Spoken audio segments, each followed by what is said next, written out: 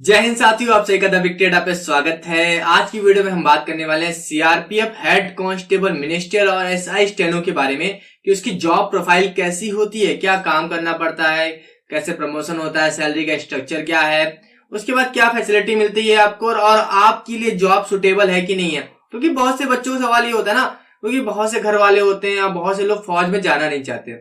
बहुत सारी मेंटेलिटी बनी हुई है कि फौज में ऐसा होता है, फौज में जाने के बाद वैसा होता है। तो वो सारी मेंटेलिटी को मैं ब्रेक करने वाला हूं और सब कुछ आपको बताने वाला हूं जॉब प्रोफाइल के बारे में। और मेरे बारे में आपको पता ही है, मैं हेड कांस्टेबल मिनिस्टर आईटीबीपी में रह चुका हूं। इस वीडियो में मैं आपको सारी सब कुछ जानकारी देने वाला हूं। तो वीडियो अच्छी लगी वीडियो को लाइक कर देना, चैनल को सब्सक्राइब करना मत भूलना, क्योंकि इस चैनल पे आपको ऐसे ही डिफेंस से रिलेटेड वीडियो मिलती रहती है। तो चलते हैं वीडियो को स्टार्ट करते हैं। तो सबसे पहले हम बात करेंगे कि आपके सिलेक्शन होने के बाद आपका क्या होगा। जॉब प्रोफाइल का मतलब है कि जैसे आप सिलेक्शन होने के बाद जाओगे उसके बाद आपको क्या किया जाएगा। पहले तो आपको ट्रेनिंग कराई जाएगी 6 मंथ की ट्रेनिंग। 6 मंथ की ट्रेनिंग के बाद आपको बेसिक ट्रेनिंग होती है। उसके बाद उसमें थोड़ा सा रनिंग वगैरह करना और जो आपको हथियार वगैरह चलाना, वो सब चीजें टैक्टिक्स वगैरह सिखाएंगे। वो जो बेसिक ट्रेनिंग का पार्ट होता है वो ठीक, उसमें कुछ भी आपको ऑफिस से रिलेटेड नहीं बताया जाएगा।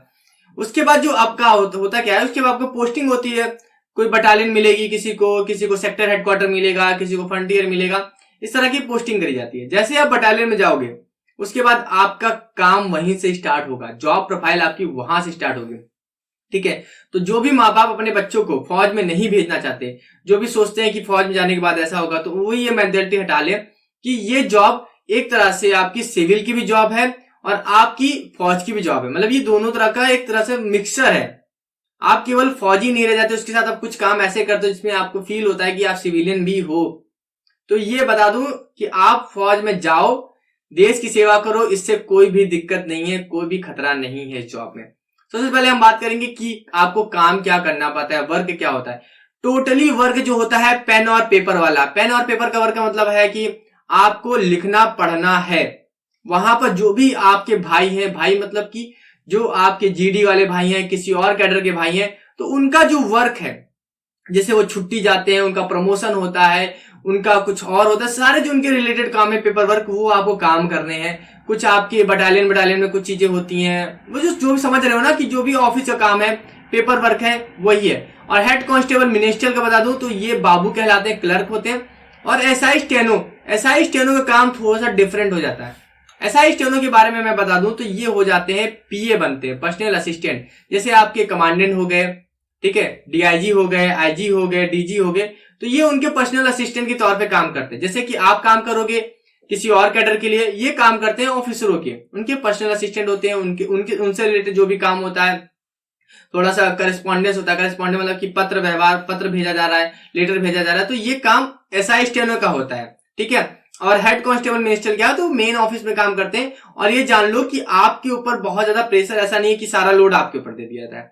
आपको एक पर्टिकुलर काम दिया जाता है। जैसे कि मैं अपनी बात करूं, मेरे पास ये भी पर्टिकुलर काम था। जैसे कि मेरे पास प्रमोशन का था, ठीक है, जिसमें मैं 10 साल पे, 20 साल पे, 30 साल पे प्रमोशन होता है, वो प्रमोशन देखता था। उसके साथ ही मेरे पास चाइल्ड एजुकेशन अलाउंसेस भी था। उसके साथ ही मेरे पास रिटायरमेंट भी था, रिक्रूटमेंट भी था। कई सारे वर्क थे जो मुझे करने पड़ते थे, मेरे सीट का काम था।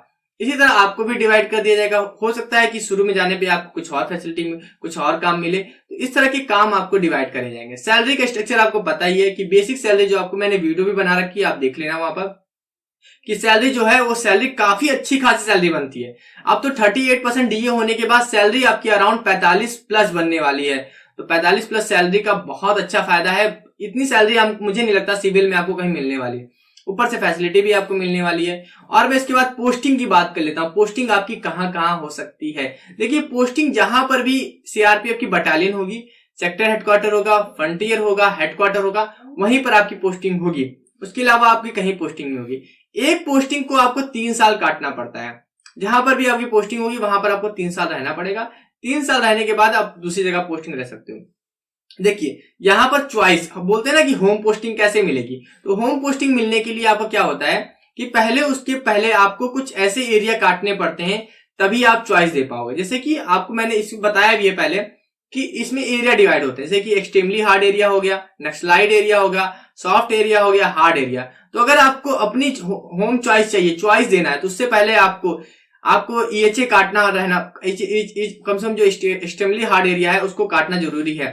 तभी आपको मिलेगी आपको होम चॉइस। तो इस तरह से पोस्टिंग का है वो तो बाद में देख लेना, ठीक है। उसके बाद हम बता रहे हैं फैमिली को कैसे, क्या फैमिली क्वार्टर वगैरह मिलता है। जी हाँ, जब फैमिली क्वार्टर आपको मिल जाता है, आपको कोई भी दिक्कत नहीं है। मगर होता क्या है कि देखिए, इतने ज्यादा क्वार्टर अवेलेबल नहीं होते कि सबको मिल जाए।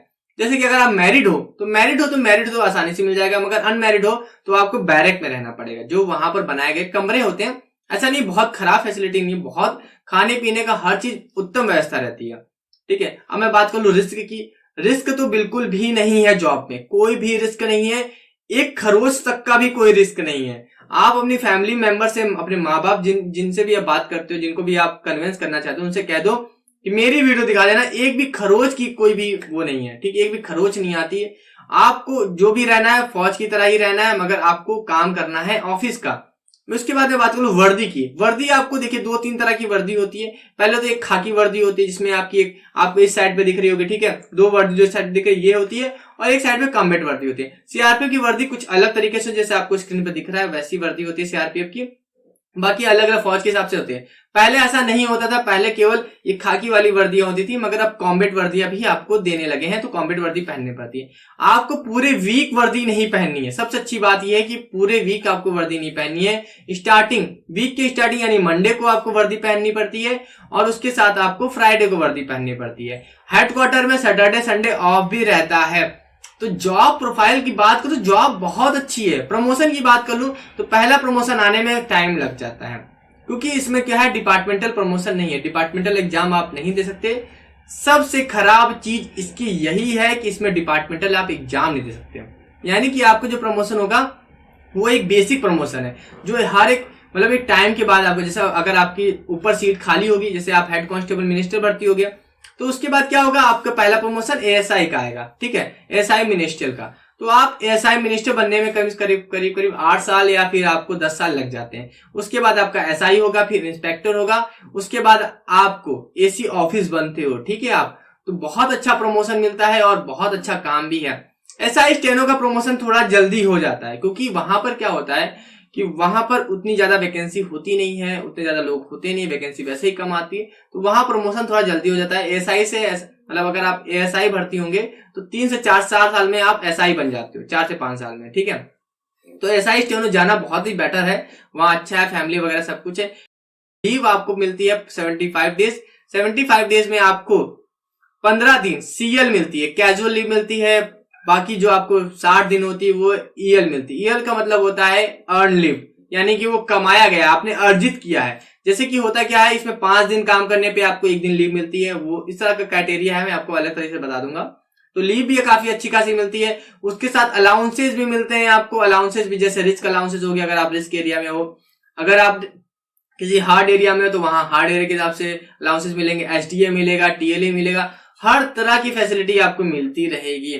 तो ये जान लो कि पैसे की तो कोई कमी नहीं है, काम की भी कोई कमी नहीं है। तो ये वीडियो आप अपने पेरेंट्स को दिखाना, जिनको भी आप कन्विंस करना चाहते हो कि जॉब प्रोफाइल तो बहुत अच्छी है, काम तो बहुत बेहतरीन है, तो कोई भी दिक्कत नहीं है। अगर कोई डाउट होगा तो कमेंट बॉक्स में जरूर पूछना। मुझे लगता है मैंने सारी चीजें आपको बता दी है, ठीक है। प्रमोशन और साथ ही साथ यही बताओ, पढ़ाई आप कर सकते हो, ये आप पे डिपेंड करता है, ठीक है। आपको अपने टाइम पे पढ़ाई करनी पड़ेगी, ऐसा नहीं है कि आप ऑफिस टाइम पे पढ़ाई करोगे। ऑफिस का टाइम बता दूं तो सुबह 9 साढ़े 9 बजे से आपको 5:30, कभी 6-7, देखिए अलग अलग जगह का अलग अलग टाइम है। जैसे कि अगर आप बटालियन में रहोगे, बटालियन का टाइम अलग होगा, हेडक्वार्टर में रहोगे, हेडक्वार्टर का टाइम अलग होगा, ठीक है। मगर जो भी जान लो कि आपको 8 घंटे से ज्यादा जॉब नहीं करनी, 8 से 10 घंटे ज्यादा काम नहीं करना है, ठीक है। उसके बाद संडे ऑफ रहता है, संडे बटालियन में संडे ऑफ रहता है, और हेडक्वार्टर में सैटरडे संडे 2 दिन ऑफ रहता है।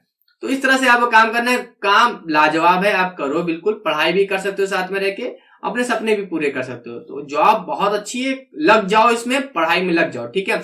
तो वीडियो अच्छी लगी वीडियो को लाइक कर देना, हमारे चैनल को सब्सक्राइब करना मत भूलना, टेलीग्राम ग्रुप से जुड़ जाना, इंस्टाग्राम पे मुझे फॉलो कर लेना। तो अभी के लिए अलविदा, मिलते हैं नेक्स्ट वीडियो में। Thank you so much.